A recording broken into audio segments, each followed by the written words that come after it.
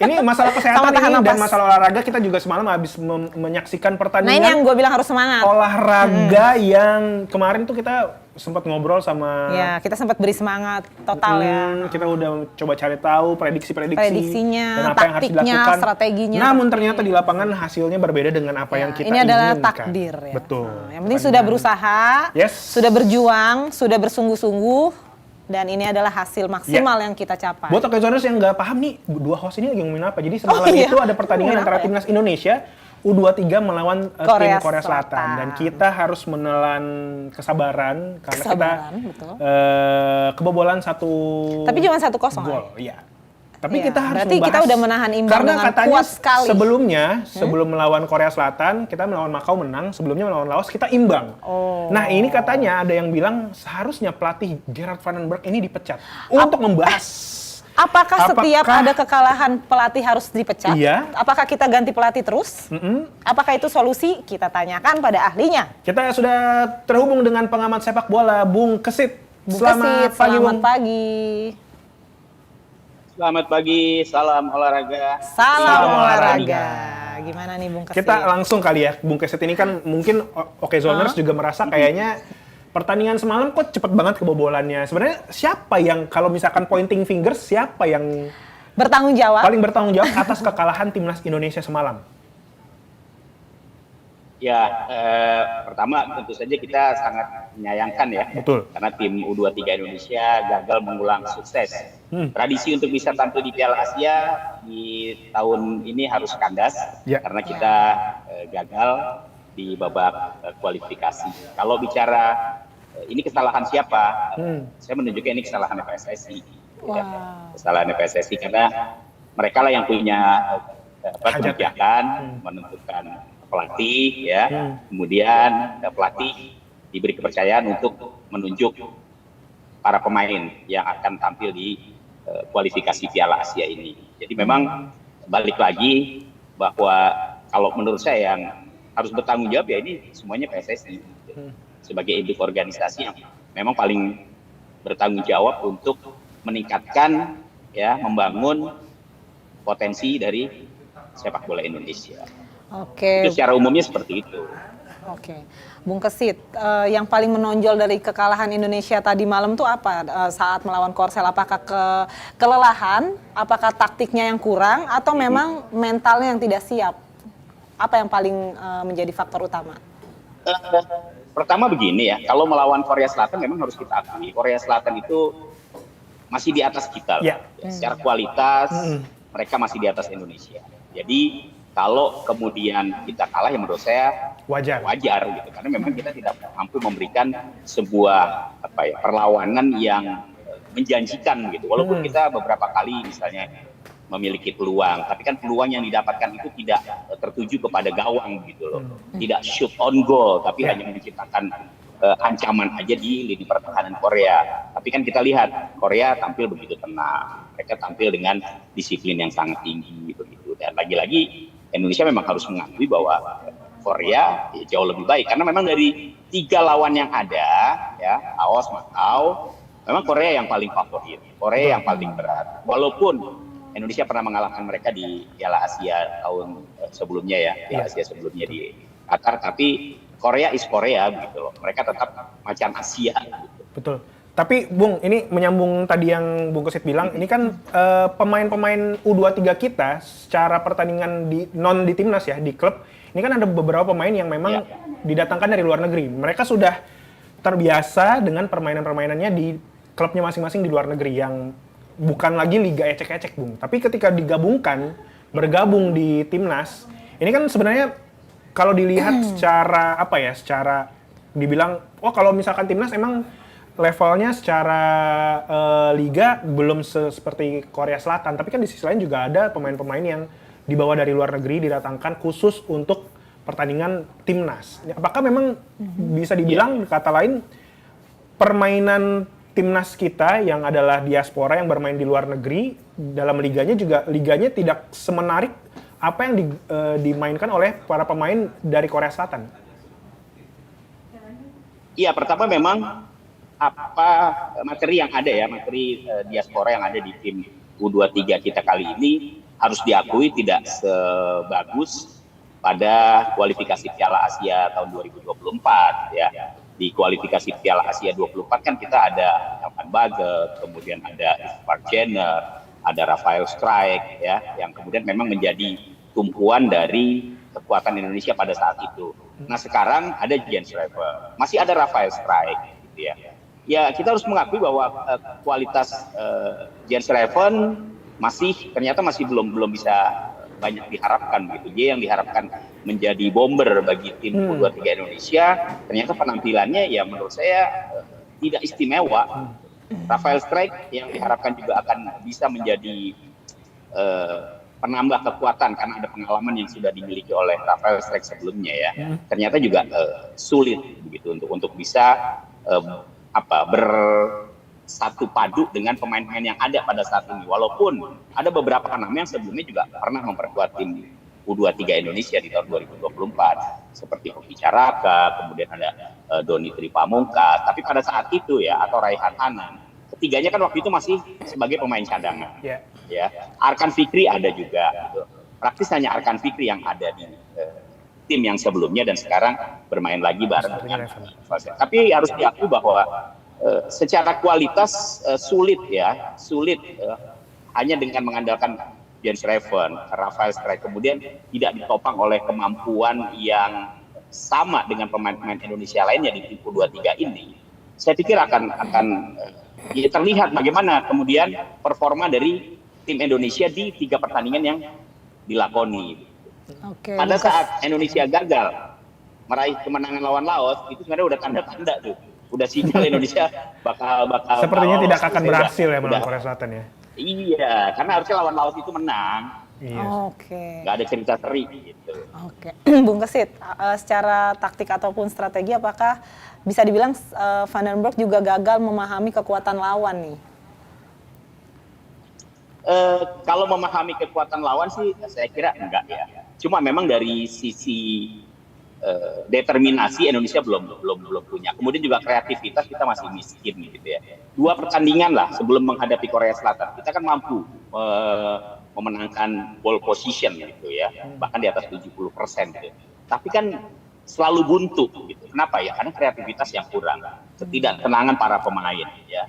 Kalau kemudian lawan Makau bisa menciptakan gol ya itu karena lawan atau kualitas lawan itu ternyata juga tidak lebih baik dari Laos. Jadi ya wajar saya pikir gitu. Yang menjadi pertanyaan kan ketika melawan Laos kok nggak bisa bikin gol. Kalau melawan Korea memang sudah banyak yang memprediksi akan sulit bagi Indonesia. Gitu. Tadi saya katakan bahwa Korea Selatan is Korea gitu. Tim yang selama ini memang selalu menjadi langganan Piala Asia. Dan tim yang masuk dalam deretan tim kuat Asia gitu, bersama Jepang, Iran dan Saudi Arabia atau Uzbekistan. Baik. Bung, kan tadi sempat Bung Kesit bilang juga bahwa memang Korea Selatan itu memang secara permainan selalu menjadi selalu menyabet kalau Piala Asia. Ya, ini kan berarti kita harus para pemain kita secara non timnas ketika bermain di liga memang harus lebih menarik lagi pertandingannya. Nah, menurut Bung Kesit sebagai pengamat sepak bola, apa yang dia harus dilakukan oleh PSSI sehingga pertandingan dari akademi atau di liga itu menjadi pusat pelatihan yang lebih baik sehingga ketika nanti kita akan lanjut ke cup selanjutnya, timnas kita lebih yakin saat bermain, pertandingannya jauh lebih dewasa, secara pertandingan pun juga semakin dicintai oleh masyarakat Indonesia, Bung Kesit. Iya, betul. Jadi memang menit bermain ya bagi para pemain U23 Indonesia ini di klubnya masing-masing itu harus lebih banyak ya. Harus lebih sering dimainkan oleh klubnya. Nah, cuma masalahnya yang menjadi kendala adalah tim atau pemain U23 di setiap klub. Ya, ini kan kebanyakan pemain-pemain kita tampil di klub-klub Liga 1. Yeah. Kesempatan mereka untuk bermain di kompetisi ya di Super League itu sangat minim. Katakanlah saya ambil contoh misalnya Persija. Persija itu ada pemain yang bagus, Raihan Hanan. Ada Doni Tripamungkas. Tapi ketika tampil di Super League, apakah dua-duanya bisa diturunkan langsung? Kan yang diturunkan dari Brazil Raihan ya? Hanan, nah itu dia. Apalagi sekarang ada kebijakan baru ya, di mana setiap klub Super League itu boleh memiliki 11 pemain asing 9 masuk dalam daftar susunan pemain atau DFP, 7 boleh dimainkan. Tim U23 atau pemain U23 memang wajib dimainkan oleh setiap klub. Minimal 1 ya, harus ada 1 pemain sebagai starter ya. Minimal dia harus main dalam 1 babak gitu. Tetapi hanya 1 gitu. Ketika ada pemain bagus ya di klub, katakanlah misalnya Persija gitu atau Persib punya pemain U23 bagus di sektor depan misalnya. Apakah mereka kemudian langsung dipercaya?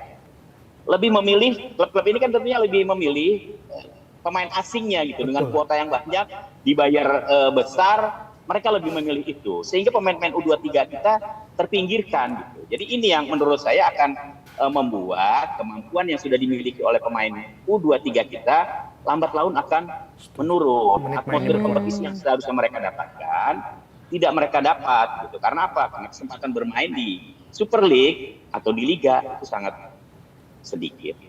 Apakah ini berarti kebijakan yang dibuat PSSI ini juga sebaiknya menurut Bung Kesit sebaiknya memang direvisi sehingga kebijakan bagi para pemain dari asing, terutama di klub ya tadi yang kita sempat singgung, itu harus dikurangi sehingga untuk timnas yang memang dari dalam negeri kita yang tadinya bisa bermain banyak, terutama untuk U23 jumlahnya jadi semakin banyak dan menit mainnya jadi semakin banyak, Bung Kesit.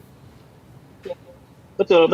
Sepanjang PSSI belum bisa menyiapkan wadah, belum bisa memberikan tempat ya untuk para pemain U20, U21, U23 dalam satu kompetisi kelompok umur, maka kebijakan menggunakan pemain asing yang saat ini sudah diputuskan itu sangat merugikan potensi-potensi lokal Indonesia. Ya, kecuali kita sudah memiliki kompetisi yang reguler untuk U19, U21, U23. Itu nggak apa-apa gitu loh. Jadi para pemain U23 ini punya tempat tersendiri untuk mengasah kemampuan mereka untuk berlaga. Memang nggak gampang ya untuk membentuk kompetisi kelompok umur ini karena sebuah investasi. Tapi ini kan sebuah investasi. Mahal memang, tapi harus. Mau nggak mau harus dibuat. Gitu. Kalau nggak ya kita tidak akan memiliki bakat-bakat yang bagus untuk supply tim nasional. Akhirnya yang ada apa? Naturalisasi. Naturalisasi itu kan bukan didikan kita. Kompetisi mereka kan di Eropa yang sudah jauh lebih maju. Begitu ya. Jadi menurut saya memang kebijakan itu harus ditinjau lagi. Kalau enggak, kasihan nih bakat-bakat muda yang ada di Indonesia, mereka tidak mendapatkan kesempatan untuk berkompetisi. Bung Kesit, itu kan dari tadi kan kita menyoroti PSSI. Nah, setelah kekalahan ini, apa langkah realistis PSSI untuk menjaga momentum timnas U23 ke depan? Ya, yang jelas evaluasi harus dilakukan ya. Kalau kemudian ada suara-suara bahwa harus ganti pelatih, saya termasuk yang nggak setuju. Karena kalau keseringan ganti pelatih itu nggak bagus. Setuju. Faktanya sudah jelas. Ketika STY ya Sinteyong yang begitu mendapatkan tempat di hati masyarakat sepak bola Indonesia, kemudian menorehkan hasil yang menurut saya juga mampu mengangkat performa tim nasional Indonesia dari U19, U23 ya, itu kan waktunya panjang. Ketika dia diputus, saya termasuk yang nggak setuju begitu ya, karena harus memutus seorang pelatih yang sebenarnya tracknya lagi bagus. Iya, gitu betul. Ya. Karena resiko melakukan pergantian pelatih ya itu kan ada dua, tim itu menjadi lebih bagus atau tim itu malah tambah hancur kan begitu. Nah ternyata saat ini yang kita rasakan pergantian pelatih dari STY ke Gerard Van den Broek adalah tim kita ternyata yang kedua tidak lebih bagus tapi malah terpuruk, tidak lolos Piala Asia U23, padahal tahun 2024 kita masuk ke semifinal gitu. Jadi pergantian pelatih karena kegagalan Van den Broek menurut saya juga nggak akan memecahkan persoalan. Kemarin tuh juga sempat mendengar kabar bahwa Coach Van den Broek tidak mendapatkan pinjaman Marcelino Ferdinand dan juga Justin Hapner. Nah, sehingga akhirnya tidak dimainkan. Ini apakah salah satu strategi yang salah yang pemicu jangan-jangan menjadi pemicu akhirnya kita mengalami kekalahan juga? Iya, ada pengaruhnya ya. Karena kalau kita bandingkan dengan skuad U23 di kualifikasi Piala Asia tahun 2024 ya. Kualifikasi Piala Asia 2024 itu jauh lebih ringan. Kita hanya menghadapi Turkmenistan yang kita pukul dengan skor 2-0. Kemudian kita menghajar yang namanya China Taipei dengan skor 9-0. Hanya dua itu aja lawannya. Praktis mudah dikalahkan Indonesia. Makanya Indonesia melenggangnya mulus ya ketika itu. Nah sekarang ketika Indonesia tampil sebagai tuan rumah, Indonesia harus menghadapi Korea Selatan. Ya, Korea Selatan yang di atas kertas memang sulit untuk bisa ditaklukkan oleh Indonesia. Harapannya adalah dua lawan awal, Laos dan Mako itu bisa dikalahkan sehingga kans untuk bisa meraih tempat kedua ya runner up terbaik itu terbuka. Nah, sekarang saya tadi katakan bahwa pemain diaspora yang ada di tim ini ya di timnya Van der Broek kan hanya ada Jens Reven dan Rafael Struijk. Ada Yon Mars ya yang juga dipercaya untuk masuk di skuad ini. Ya menurut saya memang salah satu faktor yang ikut menentukan ya kenapa kekuatan tim Indonesia itu tidak begitu optimal seperti sebelumnya ya karena pemain-pemain diaspora yang ada di tim ini minim dibandingkan dengan sebelumnya. Sementara kualitas pemain-pemain lokal yang ada itu tidak sebagus yang sebelumnya. Ya, sebelumnya kan ada Marcelino Ferdinand, betul. Ada Pratama Arhan, ada Rizky Ridho, ya kan, ada Witan Sulaiman. Itu emang tim yang menurut saya punya kualitas pemain yang sangat baik di era STY. Nah, berbeda dengan pada saat dilatih oleh Van den Broek. Oke, jika Van den Broek masih diberikan kesempatan nih. Apa evaluasinya untuk Van den Broek sendiri? Apakah memang gaya permainan Van den Broek ini belum terlalu cocok dengan pemain muda timnas atau bagaimana, Bung? Ya, memang setiap pelatih pasti punya gaya. Ya. Setiap pelatih punya strategi tersendiri bagaimana dia membentuk kekuatan timnya. Ketika di era STY memang kan lebih pragmatis sebenarnya tim Indonesia itu. Ya, yang penting kan hasil. Nah, di era Van den Broek memang kita melihat ada gaya yang berubah. Indonesia lebih berani bermain secara terbuka. Indonesia lebih berani berlama-lama menguasai bola. Ya. Ofensif itu lebih berani. Cuma kan masalahnya adalah ketika gaya itu diterapkan menghadapi lawan yang selevel atau di bawah Indonesia itu terlihat akan sangat bagus sekali agresivitas tim Indonesia ya kan. Lawan Laos kita kurang apa? Mengurung. Lawan Mako juga seperti itu. Nah, cuma kelemahannya adalah tidak ditunjang oleh pemain handal di barisan depan. Tidak ditunjang oleh kreativitas pemain. Kita nggak punya sosok seperti Marcelino gitu loh. Kira-kira seperti itu ya. Di lini pertahanan kita tidak punya sosok seperti misalnya pada saat itu ada Elkan Baggett, ada Rizky Ridho misalnya seperti itu. Ya.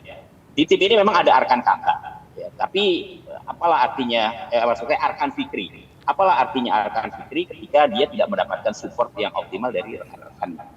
Gitu. Nah ini yang sulit bagi menurut saya bagi tim ini untuk bisa berbuat lebih banyak lagi. Setuju Bung Kusit. Tapi kalau misalkan ternyata kan waktu ini juga sempat ada statement dari Pak Erick Thohir bahwa kalau misalkan gagal Van den Broek tidak akan diganti. Tapi kalau ternyata di akhir waktu ternyata Diganti. terpikir ada ide baru untuk sepertinya keputusan saya salah untuk tidak mengganti. Tapi kalau menurut Bung Kusit ketika nanti seharus suatu waktu akan diganti karena kita kalah di Piala Asia ini tidak masuk, siapa kira-kira yang cocok untuk menggantikan posisi Van den Broek untuk melatih U23? Ya kalau soal siapa ya, misalnya nih terjadi pergantian gitu. Karena kan PSSI sendiri sudah komit untuk mengontrak Gerard Van den Broek selama 2 tahun. Ya. Artinya bahwa kalaupun ini dianggap sebuah kegagalan, dia tidak akan dipecat. Kan begitu opsinya ya. Kalau kemudian di tengah jalan dia tetap juga dipecat, kemudian siapa yang harus menggantikan? Ya pada saat ini saya belum punya bayangan siapa kira-kira yang akan menggantikan posisi itu begitu. Karena kan sekarang ini kan paketnya nih paket Belanda nih semua. Iya, setuju. Ya kan? Semua tim Van den Broek. Semua paket Belanda gitu. Di timnas senior ada Kluivert ya kan. Kemudian ada Gerard Van den Broek gitu, ada Van Kampen juga gitu ya.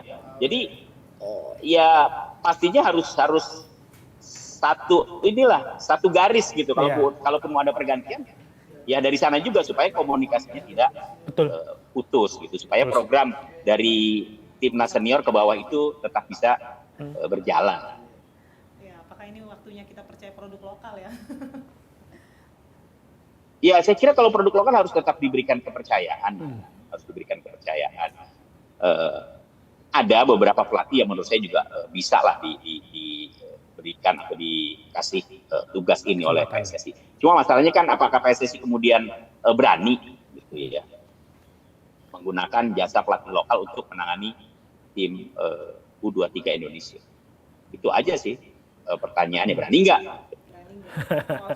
Ini agak sedikit, iya ini karena pertaruhan. Kenapa ragu ya? Ya, itu pertanyaan yang bisa kita simpan nanti jawabannya. Tapi Bung Kesit, ini kan kita baru saja menelan pil pahit ya untuk Piala Asia. Sementara ada target selanjutnya yang ada di depan mata untuk Indonesia bahwa harus lolos di Olimpiade 2028. Ini targetnya muluk-muluk gak sih? Terlalu ketinggian ya?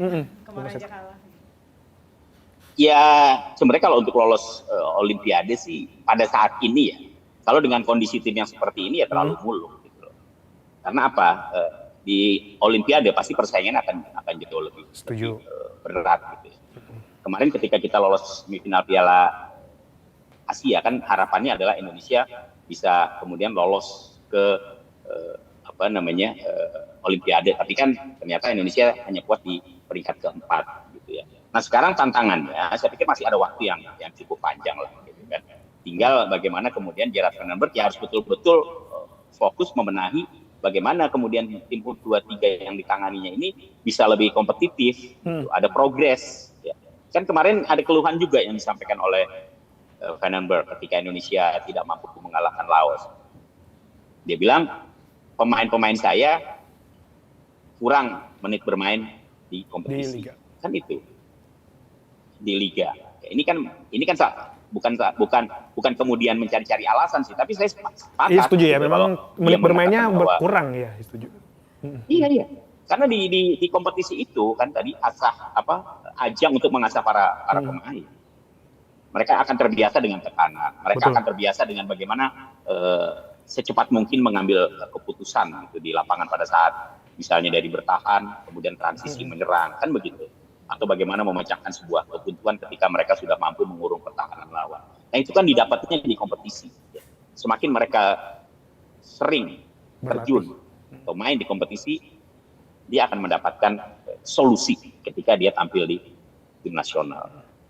Oke, kalau Bung Kesit sendiri melihat ada perbedaan nggak sih timnas U23 di eranya Sintayong dengan di eranya Vandenberg saat ini?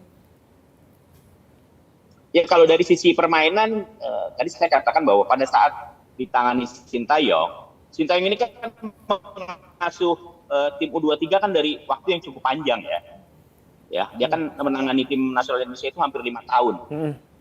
Artinya dia tahu betul bagaimana karakter para pemain yang masuk dalam skuadnya. Nah, Vandenberg ini kan masuk pada saat tim U23 akan melakukan persiapan untuk waktu itu Piala AFF ya, Piala AFF, kemudian kualifikasi Piala Asia. Tapi lagi-lagi bahwa apa yang ditampilkan oleh Vandenberg memang berbeda. Tadi saya katakan bahwa dia berani lebih bermain untuk ofensif, bermain terbuka begitu, menyerang, berani dalam penguasaan bola itu terlihat. Cuma ya itu hanya sebatas itu, baru sebatas itu, belum sampai pada bagaimana kemudian bisa menciptakan gol. Itu saja sih problemnya. Lebih berani menguasai bola, lebih berani bermain terbuka, tapi sulit untuk bisa menciptakan gol. Bung Kesit, ini dengan hasil pertandingan semalam, ini ada netizen yang bilang katanya kayaknya deh kita butuh pemain naturalisasi lagi. Tapi kan di sisi lain juga kita sempat, kalau saya nggak salah dengar, saat ini pintu atau keran untuk naturalisasi sedang di stop. Apakah memang naturalisasi selanjutnya ketika nanti dibuka lagi dari pemerintah itu adalah langkah yang tepat, atau mungkin sebenarnya menurut yang tadi kita bicarain sebaiknya memang para pemain kita di liga atau di klub diberikan waktu lebih banyak untuk bermain, tapi kan di sisi lain juga kita nggak bisa tutup mata, Bung Kesit, bahwa klub-klub ini sudah investasi besar untuk mendatangkan pemain-pemain dari luar negeri. Gimana Bung Kesit? Ya, kalau soal naturalisasi, saya kira juga kita jangan terus kebablasan begitu ya. Karena nggak bagus juga buat pembinaan. Gitu. Oke, pada saat ini ada momentum yang selalu digaungkan oleh Ketua PSSI Pak Erick Thohir ya. Ada momentum sehingga kemudian upaya untuk bisa memanfaatkan momentum itu di timnas senior utamanya untuk bisa lolos pertama kalinya ke Piala Dunia. Diambillah pemain-pemain keturunan Indonesia untuk memperkuat tim nasional. Kemarin kita sudah melihat ada tambahan ya, ada Miliano Jonathan, kemudian ada Mauro Zylstra, kemudian juga ada Adrian Wibowo ya, walaupun Adrian Wibowo sebenarnya statusnya lebih kepada WNI begitu. Tapi dengan adanya tambahan naturalisasi itu, harapannya adalah kekuatan timnas kan akan semakin bertambah untuk mengarungi round keempat. Momentum itu kan yang ingin diambil. Tapi ke depan saya kira jangan lagi kita bergantung kepada pemain-pemain naturalisasi. Naturalisasi boleh aja lah. 1, 2 boleh-boleh aja. Selama ada pemain keturunan Indonesia yang mau memperkuat timnas, kan kita nggak bisa juga menghalangi. Iya kan? Kalau punya kemampuan, punya kapasitas, dan punya kemampuan yang lebih lah dari pemain-pemain lokal kita misalnya, dan ada keinginan untuk bermain di Indonesia, ya why not? Gitu. Tapi kan jangan kemudian seperti sekarang, kita nyari terus, sibuk nyari. Pemain naturalisasi sibuk nyari, nggak dapat ini, oh cari ke sana, nggak dapat sana, cari lagi ya. Kira-kira seperti itulah yang ada sekarang ini. Ini menurut saya nggak bagus ke depannya, karena pada akhirnya akan menghilangkan kepercayaan para pemain lokal Indonesia, bakat-bakat yang ada. Baik. Jadi menurut saya di stop sih enggak, tapi harus dibatasi, gitu. Nggak boleh terus-terusan juga. Kalau menurut Bung Kesit sendiri, ini kan sebenarnya naturalisasi itu bukan cuma Indonesia yang melakukan, bahkan negara tetangga kita, Malaysia yang tadinya sempat ngeledekin Indonesia, sekarang malah juga banyak, bahkan juga sempat ada problem mengenai naturalisasinya. Nah, apakah sebenarnya di Malaysia juga mengalami hal yang sama, Bung Kesit?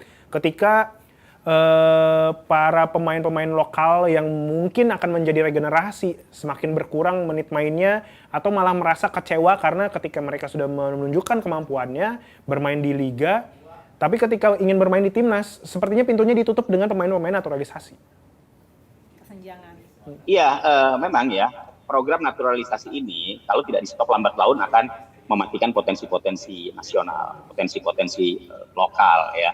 Bisa jadi pemain-pemain anak-anak muda yang saat ini sedang bermimpi untuk menjadi tim nasional menjadi patah arang gitu, karena akhirnya nanti yang dipakai juga pemain naturalisasi. Nah itu kan nggak boleh terjadi gitu ya. Kita harus tetap memberikan harapan yang besar kepada pemain-pemain lokal. Bahwa tadi saya katakan naturalisasi boleh-boleh aja. Gitu. Bedanya kalau Indonesia dengan Malaysia itu naturalisasinya nyaris ya, sebagian besar itu tidak ada, yang saya dengar tidak ada keturunan Malaysia. Beda dengan Indonesia. Indonesia itu masih ada darahnya lah. Kalau di tangannya diiris gitu ya, itu darahnya merah putih ada, gitu loh.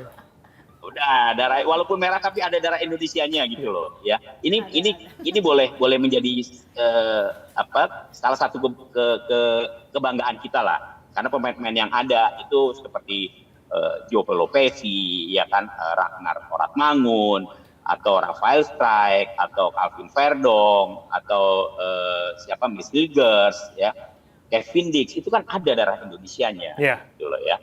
Makanya kenapa kemudian kita masih boleh berbangga, karena itu adalah pemain-pemain yang memiliki darah Indonesia. Tapi kalau misalnya pemain yang direkrut itu bukan atau tidak memiliki darah Indonesia, apa yang mau kita banggakan? Nggak ada yang bisa kita banggakan. Artinya kekalahan semalam itu bisa dibilang sudah masuk dalam kategori kekalahan besar, atau memang jika masih ada perbaikan dan evaluasi kita masih punya peluang mungkin ke Olimpiade dan sebagainya, Bung Kesit? Ya, sekarang sekarang fokusnya adalah ke bagaimana mengejar supaya kita mendapatkan tiket ke Olimpiade ya. Tapi bahwa kita sudah gagal ya sudah, ya memang hanya sebatas itulah kemampuan kita. Karena saya melihat juga para pemain itu kan bebannya lumayan berat loh yang U23 ini. Karena terakhir kan Indonesia lolos ke semifinal Piala Asia. Nah target yang ada di kualifikasi ini yang paling utama kan lolos dulu, ya kan? Bahwa setelah lolos nanti Indonesia tersingkir di fase grup ya itu loh nantilah gitu. Yang penting kan lolos dulu. Nah sekarang lolos pun tidak, kan begitu. Itu yang membebani pikiran para pemain ketika akan menghadapi Korea Selatan itu. Karena kan harus menang. Hanya dengan kemenangan Indonesia bisa lolos kan begitu. Kalau nggak menang ya sudah. Seperti yang kita lihat sekarang, Indonesia gagal. Ya. Bung Kesit, pemerhati sepak bola, terima kasih waktunya pagi hari Hemat ini sudah insight-nya. diberikan kesempatan untuk Terima bertanya. kasih.